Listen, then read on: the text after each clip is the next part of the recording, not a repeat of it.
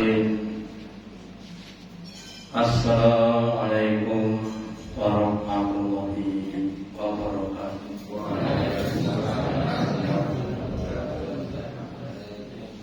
Alhamdulillah, alhamdulillahilladzi an'amana bi ni'matil imani wal islam.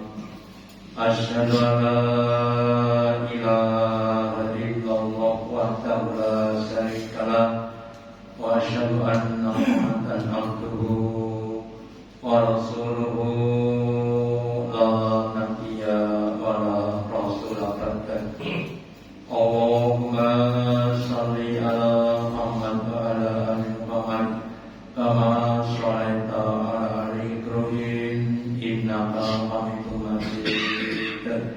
Wa barik ala Muhammad wa ala ali Muhammad kama barakta ala ali Ibrahim innaka Hamidum Majid. Qala Allahu ta'ala fi kitabihil karim. A'udzu billahi minasy syaithanir rajim. Ya ayyuhalladzina amanu ittaqullaha haqqa tuqatih wa la tamutunna illa wa antum muslimun. Wa qala fi al-Qur'an wasari'u ila maghfiratin min rabbikum dan nabi arwas samawati wal ardu iddat lil muttaqin. Bapak Ibu hadirin yang dirahmati Allah Ta'ala, yang pertama dan utama, marilah kita selalu meningkatkan, menambahi kesyukuran kita, keimanan dan ketakwaan kita kepada Allah Ta'ala dengan menjalankan perintah-perintahnya dan menjauhi larangan-larangannya. Juga pentingnya kita bersegera dalam semua lapangan kebaikan. Allah perintahkan kepada kita, wahai orang-orang yang beriman, wasari'u ila maghfiratin min rabbikum, dan bersegeralah kalian untuk mencapai, mendapatkan ampunan dari Tuhan kamu. Wajanatin, dan bersegera dengan amal-amal kebaikan apapun namanya, baik itu sholat, membaca dan lainnya, supaya kalian bisa masuk ke dalam surga.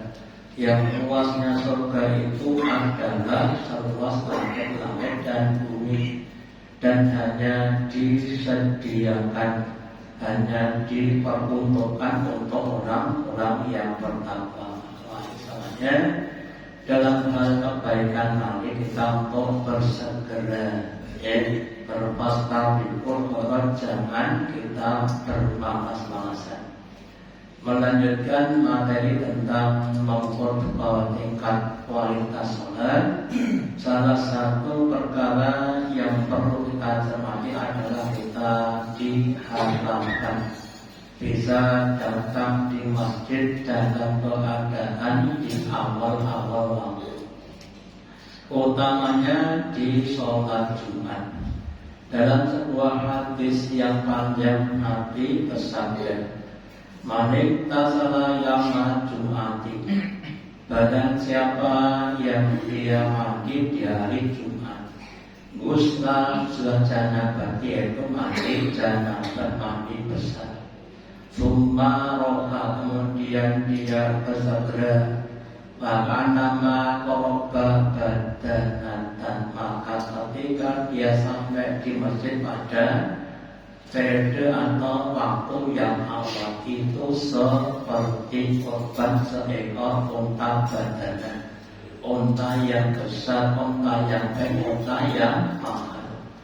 Waman roka bisati ataniyah, barang siapa yang dia datang di masjid pada waktu yang kedua, maka nama korban bakotan, maka seakan-akan korban satu ekor sapi. Kalau kita korban itu biasanya seperti ini satu ekor sapi utuh, Waman roka pisaati al-khalifati, barang siapa yang dia datang di masjid pada ketika yang ketiga, wakaan nama koroba kabasatan akrona, maka dia seperti berkorban seekor kambing yang sudah berkadok, di mana kambing yang baik. Waman roka pisaati al-robihati, yang keempat, barang siapa yang dia datang di masjid pada waktu atau saat yang tepat, maka nama korban dan jajatan, maka seakan dia itu korban seekor jagung. Ini kan paling-paling orang itu saya punya itu. Waman roka pisati al-komisati, barang siapa yang datangnya di saat yang kelima, maka nama korban itu, dan maka seakan-akan dia korban seekor sebuah telur, telur tempe atau bahkan telur puyuh. Fa'idha korban imamu, maka ketika imam sudah datang dan bukan naik ke mimbar, hal dengan itu kemudian malaikat juga hadir di mana, kemudian masuk di masjid.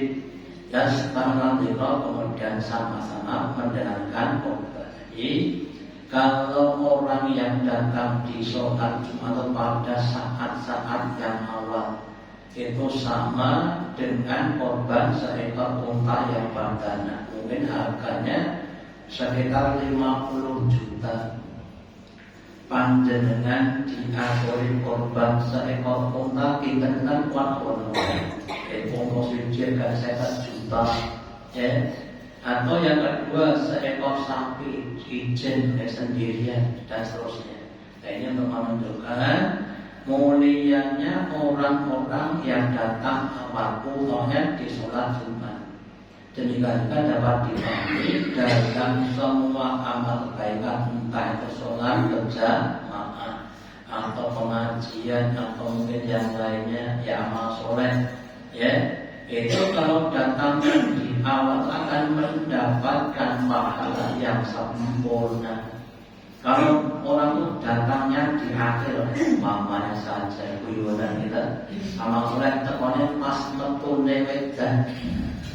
Sebagai orang itu sebagai ahli tangguh, pas nangguh, pas metu, wedan menarik untuk konsumsi, jadi ahli tangguh. Untuk memahami makhluk namanya kesadaran, dan sadar bahwa semua kebaikan itu perlu namanya usaha. Dan makanya kita juga harus memperhitungkan waktunya. Atau kendala kita apa? Oh, saya seorang petani yang harus bekerja di sawah. Kalau kemudian ada lumpurnya, sehingga nanti kalau mau sholat untuk namanya bersuci dan kali itu diperhitungkan. Oh, saya sedang dalam keadaan tidur, supaya nanti tidurnya pas, maka ada alarm dan sebagainya. Oh, saya seorang ibu rumah tangga yang kerjanya memasak, yang mau diatur masaknya berapa menit dan lain sebagainya. Dengan adanya manajemen waktu itu diharapkan ibadah-ibadah kita yang terikat waktu seperti sabtu kita bisa mendatangi di awal-awal waktu sehingga akan mendapatkan hasil yang maksimal.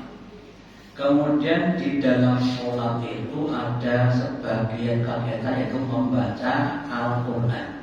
Mulai dari membaca Al-Fatihah sebagai rukunnya sholat, dari Bismillah sampai Amin. Terus kemudian Nabi sabda waqra ma tarawna Quran. Dan setelah Fatihah kamu membaca apa-apa yang kamu merasa mudah dari Al-Quran. Baca surat-surat yang ada di dalam Al-Quran. 1 ayat boleh, 5 ayat boleh, 1 surat boleh, 2 surat boleh, ya. Nah kemudian kira-kira kalau bacanya sedikit dan banyak beda apa saja, ya. Kalau kita lihat pada hadis yang menjelaskan pahalanya orang yang baca Al-Quran, Nabi bersabda, "Man qara'a harfan min kitabillah." Barang siapa yang membaca satu huruf dari kitab Al-Quran, falahu hasanatun, dan baginya satu kebaikan. Wal hasanatu bi asri amsalihha, dan satu kebaikan dengan 10 lipatnya, berarti satu itu 10 kebaikan. La aqulu alif lam harfun, aku tidak mengatakan kalimat alif lam itu satu huruf, yaitu bukan tetapi walakin, tetapi alifun harfun atau satu huruf, walamun harfun lam juga satu huruf, wa mimun harfun dan juga satu huruf. Jadi alif lam itu berapa? 3 huruf. Bismillahirrahmanirrahim. Ba satu huruf, sin satu huruf, mim satu huruf, lam satu huruf, dan sebagainya. Semakin banyak ayat yang kita bacakan, semakin banyak ayat kita dapatkan. Sehingga seandainya kita membaca dalam sholat itu satu rakaat di setelah Fatihah bacanya umpamanya 10.000 rubah, itu akan sangat banyak sekali. Ya, makanya kita jangan memburu kepada kecepatan, memburu pada kuantitas atau jumlah, tapi juga kepada kekualitasan. Kalau pas Ramadan, lah sebenarnya kita Ramadan, kadang-kadang ada cerita-cerita unik Pak ya, cerita unik. Ada 2 masjid, ini di Semarang katanya, 2 masjid di selatan dan di utara. Terus orang-orang yang rumahnya selatan, masjid selatan, seharusnya sholatnya di selatan. Tapi milih yang di utara, ya, karena cepat, ya, karena awalnya cepat, kalau motornya cendak-cendak, saya itu motornya dowo kesuwen. Dan nanti kalau kita cermati, ya yang cendak kan malah juga cendak-cendak, ya pendek-pendek, yang mana yang panjang-panjang. Lah nanti orang pada sampai di akhirat sana akan kecewa. Ya laitani qaddamtu li hayati, wahai celakanya aku, seandainya aku tahu begitu besar manfaatnya pahala di akhirat. Dulu ketika di dunia aku akan beramal dengan sebanyak-banyaknya, ya. Kalau sholat itu akhirnya yang panjang-panjang, ya. Surat Al-Baqarah dibaca sampai hadis balik. Itu bro-bro makmumnya langsung doilan kabeh. Ini pernah terjadi di pasaran Nabi. Baca surat Al-Baqarah tambah surat Al-Imran itu sampai wah, sehingga langsung kayak gue karena saking panjangnya tadi. Ya karena belum terbiasa, makanya kita Bapak Ibu harus dilatih, ya. Seperti anak sekolah sudah kelas 5 kemudian kelas berapa? Ya kelas 6, jangan kelas 5 terus, gitu. Masa kok ini kelas 5 tahun depan, kelas 5 depan lagi, kelas 5 lagi, munggah-munggah. Ya kita amal juga begitu. Ketika kita sholat bajunya pendek-pendek, terus suatu saat ditambah agak panjang,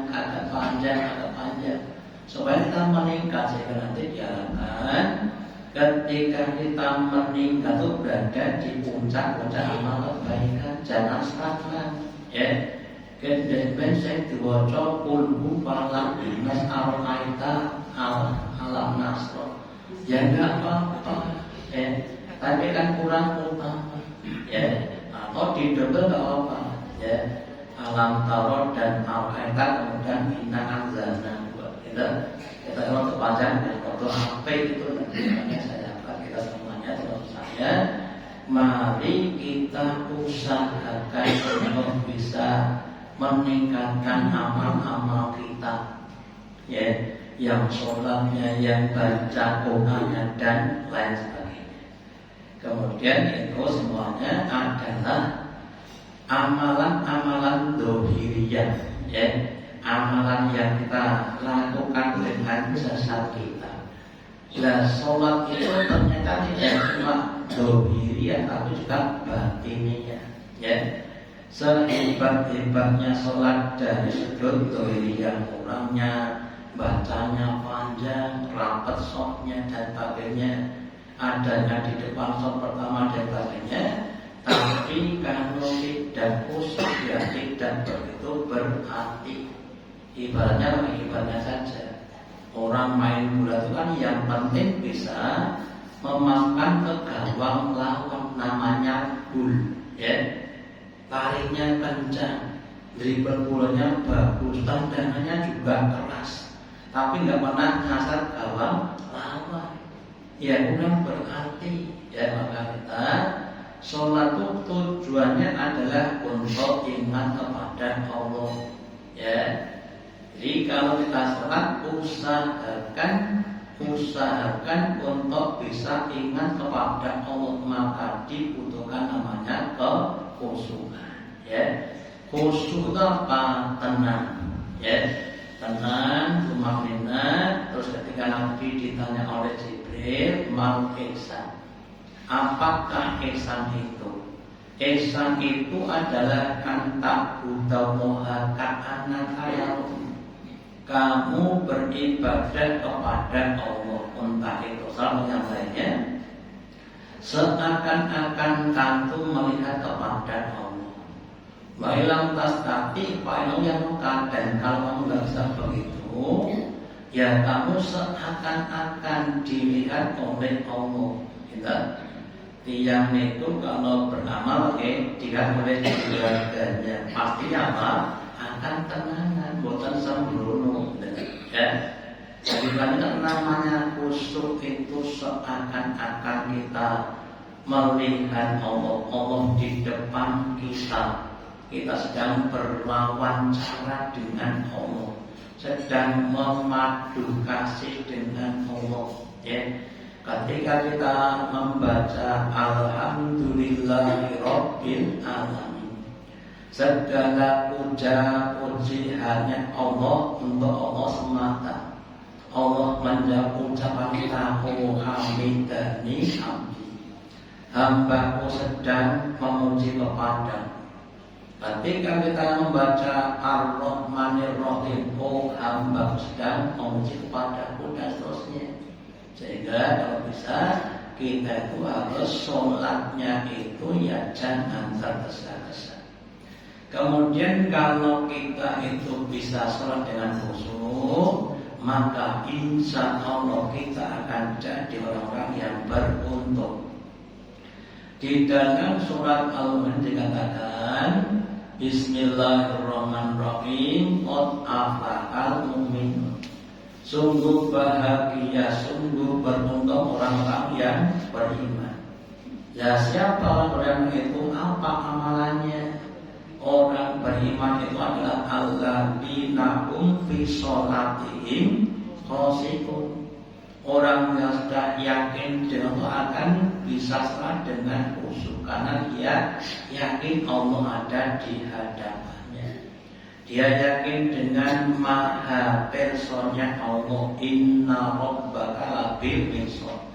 Allah punya alat untuk meneropong apa yang dilakukan oleh hambanya.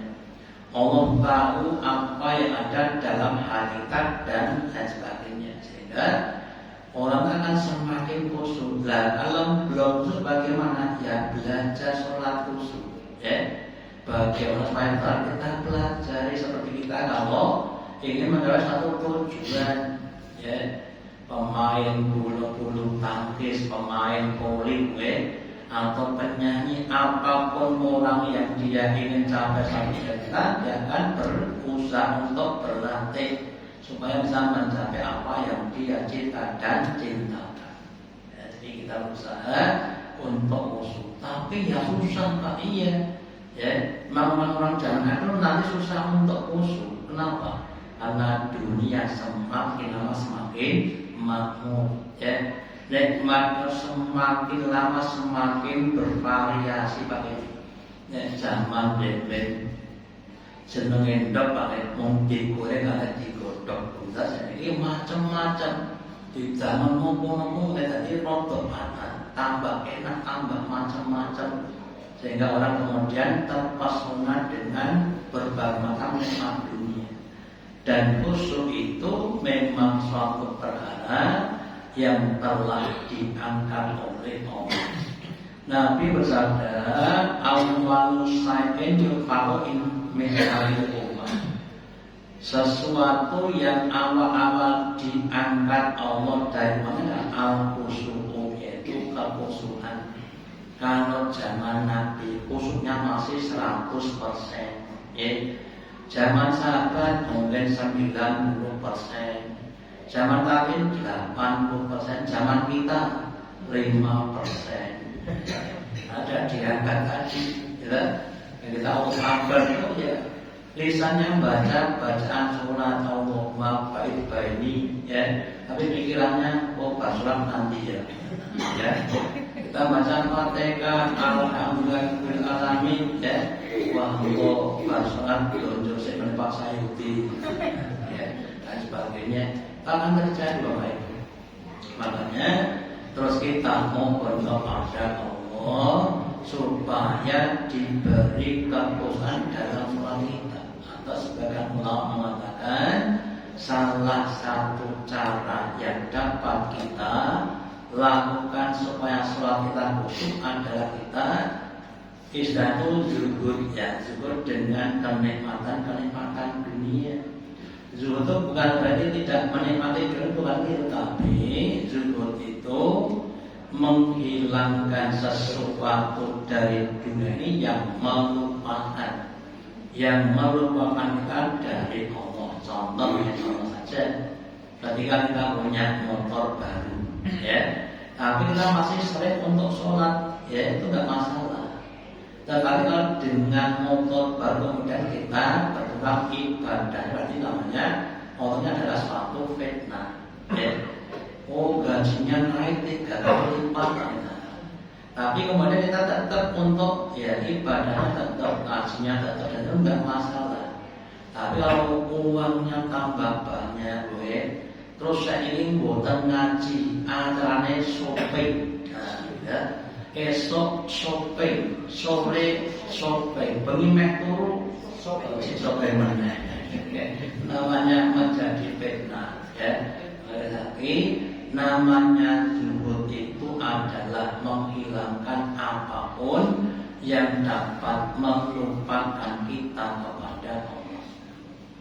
Kemudian Bapak Ibu, tingkat kekhusyukan itu juga akan mempengaruhi hasil ibadah sholat kita. Dalam sebuah hadis Nabi bersabda, "Innar rajula," sesungguhnya seorang itu layang sungguh dia selesai dari sholatnya sudah salam, assalamualaikum warahmatullahi wabarakatuh, ke kanan dan ke kiri.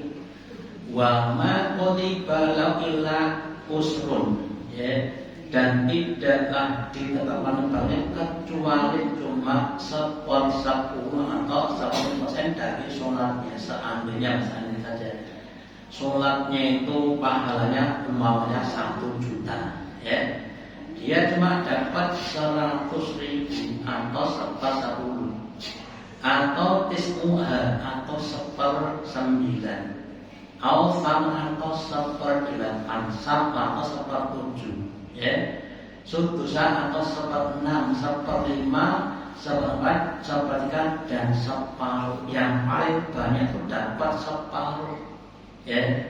Jangan yang mendapatkan 100%. Lah apa faktor yang mempengaruhi? Yang mempengaruhi adalah tingkat kekhusyukan. Contoh, ya, ada 5 orang. A, B, C, D, E, F. Sholatnya sama, imamnya sama, masjidnya sama. Bahkan di stop pertama sholat jejer, si A itu eleni mungkin 60%, ya. si B 40%, si C 60%, ya. Si D 8 C 100% itu nanti pahalanya juga beda-beda. Pahalanya itu akan lebih banyak dibanding dengan pahala A, B, C, D. Kenapa? Karena kursnya lebih panjang. Ya, makanya Bapak Ibu, kalau kita cermati tentang imam, ya, Nabi bersabda, jika sudah dikumandangkan adzan dan iqamah, maka hendaklah mengimami di antara orang yang paling paham Al-Quran. Kalau bisa bacanya bagus, ya paham Quran. Benapa ketika dia baca itu tahu artinya, biar dia memahami makna-maknanya, biar dia ingat kepada orang, biar khusyuk. Ya. Kalau imamnya khusyuk, umpama gue makmum buatan khusyuk kan untuk repletannya imam, gitu. Jadi nopo melu khusyuk, berarti imamnya khusyuk. Lah nek imam buatan khusyuk, nah kenapa kan? Repletan orang khusyuk niku wae. Ya, tapi pentingnya tadi tingkat kepahaman. Kalau seandainya ada 3 atau 4 imam, imam A, B, C, D. Imam A niku wis maca ora apik paham Quran, niku imam A. Imam B niku macane apik, suarane merdu, atus ora tingkat internasional ning ora paham Quran.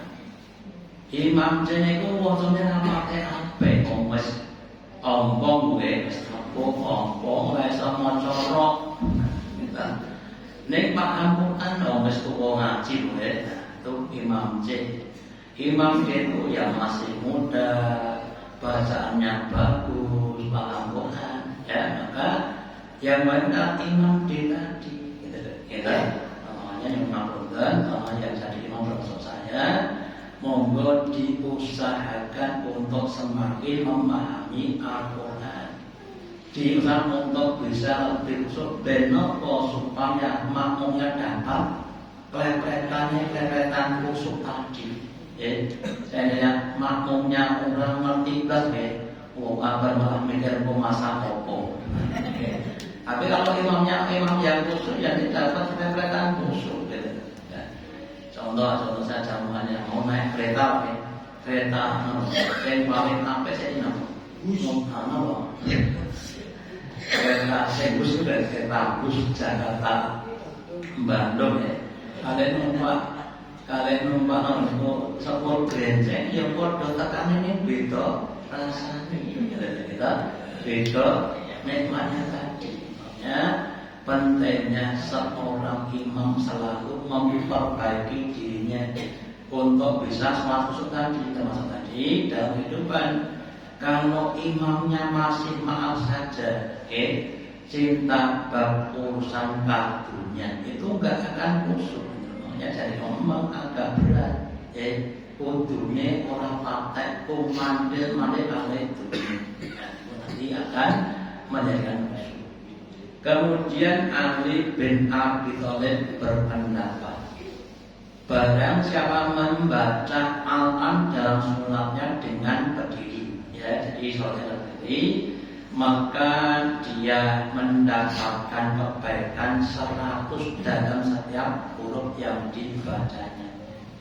Barang siapa yang membaca dengan duduk, maka dapatnya berapa? 50.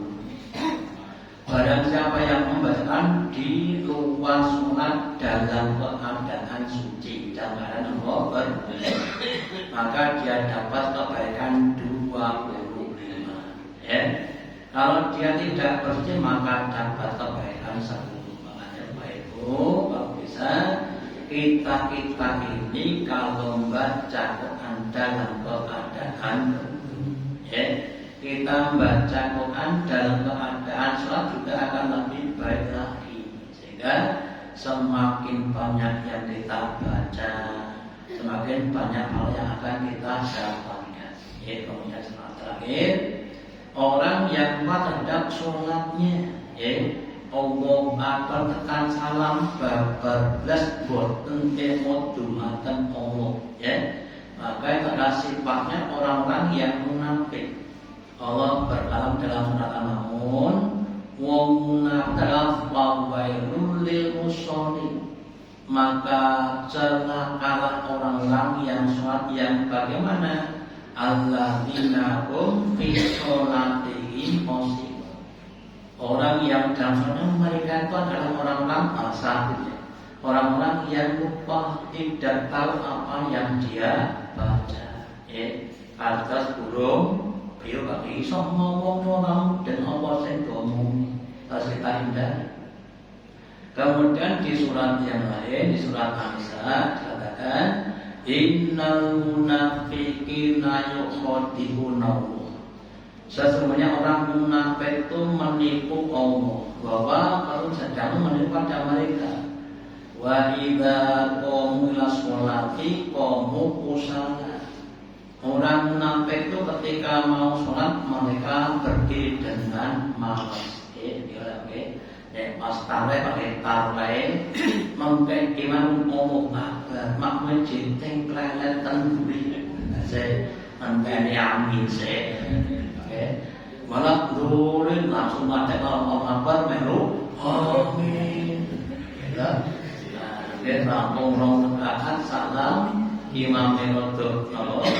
Dikit-dikit terus dari mereka imam ngatain ngomong apa saya amin. Namanya kan usaha. Makanya kita monggo berdiri sholat dengan sebaik-baiknya. Yura'unan nasa, kemudian mereka riak kepada orang lain, dipamer-pamer ke amalnya, diperlihatkan kepada orang lain. Walayat menghilangkan, dan mereka tidak ingat kepada kecuali ingatnya cuma sedikit.